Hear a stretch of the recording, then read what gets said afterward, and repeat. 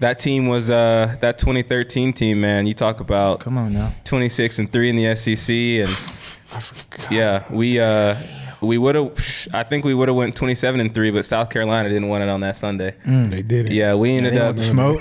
Yeah, we ended up beating them Friday, Saturday by at least 4 or 5 runs, and then Sunday it was raining a little bit, sprinkling.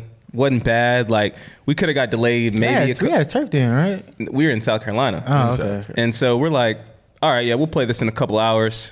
And they ended up with, we don't want to play the game. So they didn't want to play the game because they probably didn't want the extra loss on the record. Sweet. So that's why we went 26-3 instead. Damn. Yeah, that's why one game's missing. Hitting 400 in the SEC, dog. Yeah.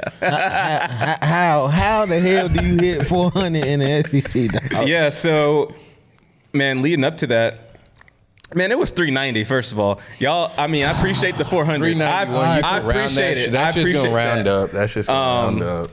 Yeah, so coming off that freshman year, player of the year, go to the Northwoods League, was gassed. That was like a lot. You know what I mean? That was the most. People don't know the Northwoods League. That's, at least when I went, that's 70 games in 2 months. Yeah. Dog, it's ridiculous. And then it's 2 months if you Was it 2-3 days off?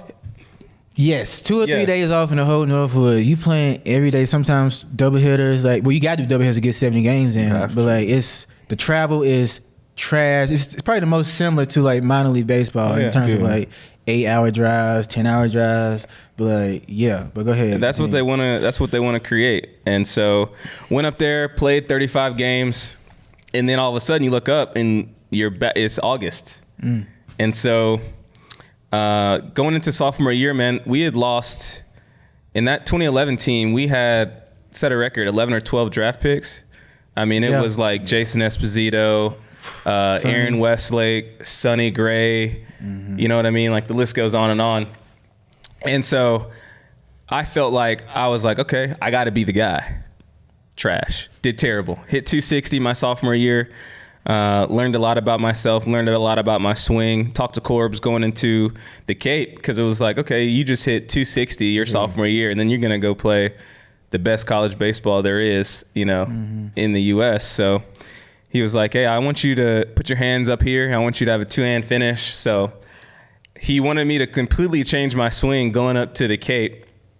And then he wanted me to play some second base up there too. So it was like, it was a lot on my plate at the time. I didn't want to make a big deal out of it, but ended up going up there, and it was like the best thing for me. Got my confidence back, hit 340 up there. And then going into my junior year, I was like, okay, I understand like what I need to do, what I need to get done. I still can't emulate that 2-hand finish. It was like only good for that season, and then I got into pro ball, and then it was like there was more velocity. So it was like, you know what I mean? It felt like the 2-hand finish was kind of cutting me off on some pitches that I wasn't normally accustomed to. But anyway, that junior year, man, it was kind of unconscious. Had to be. I don't. Yeah, you can't. You just free. Yeah, I don't know. Man, I was talking to my brother about this. I don't know if there will be another SEC Player of the Year to win that award without any home runs.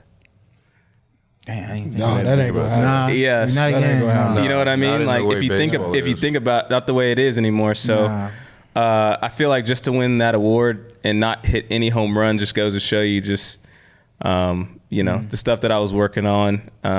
Honestly, man, it was kind of just what we talked about. I just wanted to have fun my last year. I wasn't really worried about getting drafted. I just wanted, it was for the boys. Y'all know what it's like. Like, I just didn't want to put pressure on myself how I did that sophomore year because I was disgusting. And I was like, college goes by so fast. You know, we sit here, right now, I'm 31 and I'm 10 years removed now. And that's insane. But I'm glad I just wanted to have fun and cared about the boys. And, hitting 400 was just a part of it. Shit, just a part of it. I mean, I've heard some stories in terms of you let me know if it's true or not. I want to hear all the stories because that 400 year, they told me. Tell me everything. You didn't hit before the game. You just showed up and you took your little BP and then you went out, go 5 for 5. It's true. Well, you're right. This was the thing about it. I always was a feel hitter. I wasn't a mechanical guy. And the biggest thing that people couldn't realize is, oh, well, Tony's not hitting off the tee. He's not doing the side flips. He's not doing you know what I mean? Yeah. And that wasn't who I didn't do that in the Cape. Yeah. So why would I come and do more work and, you know, maybe manipulate a swing where I don't need to do? So, you know what I mean? So I would just take BP, but I really wouldn't go to the cage to just do the eyewash stuff, which people really couldn't get at the time, because when you're in college, you're brainwashed. Yeah. You're like, okay, Like, oh. coach says do this. I need to do this. I need to take 88 reps, not 89. You know what I mean? Like, you're robots. Yeah. And I just felt like I was just free and happy. And, you know, guys would go to the cage and I would take a nap. That was like I still take a nap before games. So, you know, when guys went to the cage, I was just taking a nap. But I'd already got my work in. Y'all know, we go through full practices before games anyway. Yeah. Y'all know how it is. So I'm like, I was just conserving energy. That's all it was. I feel you. Yeah. So that